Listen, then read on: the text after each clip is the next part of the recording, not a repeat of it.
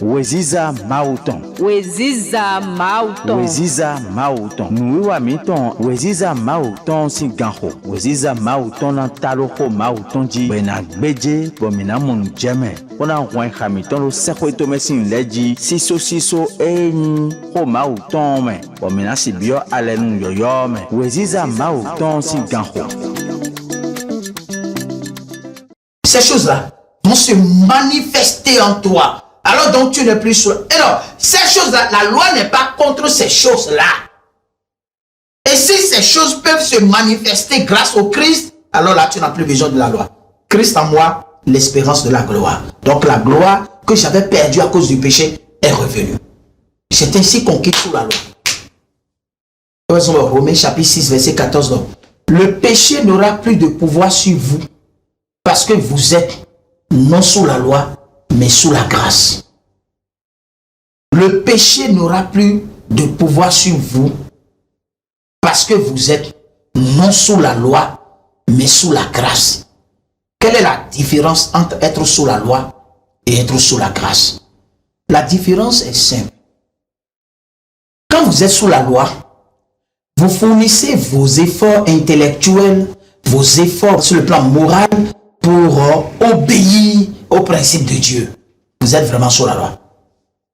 Quand on dit que vous êtes sous la grâce, c'est que vous avez compris ce que le Christ a fait pour vous et vous a donné son esprit. Et la grâce devient quoi? L'influence du Saint-Esprit sur l'état de cœur et son reflet dans la vie.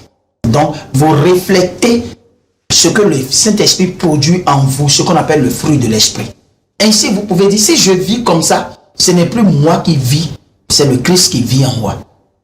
Comment le Christ vit en toi? À travers cette source-là, d'inspiration-là, qui te permet d'avoir de bonnes pensées, de bonnes inspirations, de bonnes conduites, de bons caractères, de bons comportements. Ça n'émanera pas de ta volonté, mais ce sera le produit du Saint-Esprit que Dieu t'a donné. C'est ça, être sous la grâce. La grâce transforme la vie de l'homme. La grâce nous enseigne la piété, nous enseigne la justice. La grâce nous enseigne un comportement vertueux. C'est ça. Et c'est la grâce qui nous permet de rester sous la nouvelle alliance et de quitter sous l'ancienne alliance. Parce que nous ne sommes plus sous l'ancienne alliance. C'est pour ça que nous ne sommes plus sous la grâce. Si quelqu'un ne vous prêche pas l'évangile dans cette disposition, eh bien, vous n'avez pas encore compris l'évangile. Si vous avez écouté ce qu'on appelle l'évangile et que vous êtes encore sous la loi, c'est que vous n'avez pas encore compris la troisième chose que le Christ a accompli sur la croix. Parce qu'en troisième, le Christ a accompli la loi sur la croix. Lisez Colossiens 2, versets 16 et 17. C'est l'ombre des choses. La réalité se trouve en Christ. Et si réellement vous êtes convaincu que la réalité est en Christ, eh bien l'Esprit de Dieu vous amènera dans une vie vertueuse. Et c'est terminé, vous êtes chrétien, 100%. Vous n'avez plus besoin de cérémonies, de pratiques religieuses, d'intermédiaires matériels, de choses comme ça, vous n'en avez plus besoin. Écoutez ce que je vous dis pour terminer. Lorsqu'on dit qu'une personne est sous la grâce, ou bien dans la nouvelle alliance, cela veut dire simplement qu'il reconnaîtra qu'il y a un créateur et un médiateur entre Dieu et les hommes. Donc, il y a un créateur et un médiateur entre le créateur et la créature. Ce médiateur s'appelle Jésus. Ça, c'est ce que nous devons connaître, ce qu'on appelle la nouvelle alliance. Lorsque vous connaissez ça, en deuxième, vous allez comprendre que le cœur de tout un chacun de nous devient le temple de Dieu. Il n'y a plus de temple ailleurs dans lequel on va vénérer Dieu. Dieu n'est pas un matériel. Dieu ne peut pas être localisé quelque part. Dieu est esprit universel. Il veut habiter dans le cœur de chacun de nous. Nous devenons donc l'habitat du Saint-Esprit, de Dieu en esprit. Et lorsque nous devenons habitat lorsque nous abritons Dieu, nous devenons le temple. L'apôtre a dit, ne savez-vous pas que vous êtes le temple de Dieu et que l'Esprit de Dieu habite en vous? 1 Corinthiens 3, verset 16. Ah, ça, c'est de la nouvelle alliance. Vous ne pouvez plus vénérer le temple, les maisons construites. L'apôtre Paul a été clair dans Actes chapitre 17, verset 24. Il dit, le Dieu qui a fait le ciel et la terre, étant le Seigneur de toutes choses, n'habite point dans des temples faits de mains d'hommes. Il n'habite pas.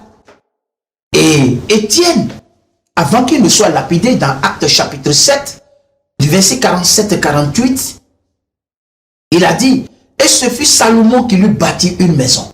Mais le Très-Haut n'habite point dans des maisons faites de mains d'hommes. Et nous tous les hommes, nous, goho mauton yo ayi miton we goho ayi kamiton we goho mauton bonu atungo mi bio alenu yo yo me o ba yi jomi mauton we Kristo do kwede me o wana tun jenu ko ji ke mau do ko de bo me kana so be na mo mau ene we Kristo ado alenu yo me we go ana tun no mau si no ten on ayi ka petoton ma aussi noté qu'on soit le gohode me un seul temps ma on a moins de guider mais et nous péché de m'aider mais tu vois moi les vrais adorateurs adoreront Dieu en esprit et en vérité en saint au big we go nous attendons à tout le monde ma aussi le doigt la loco méditer tomba ouais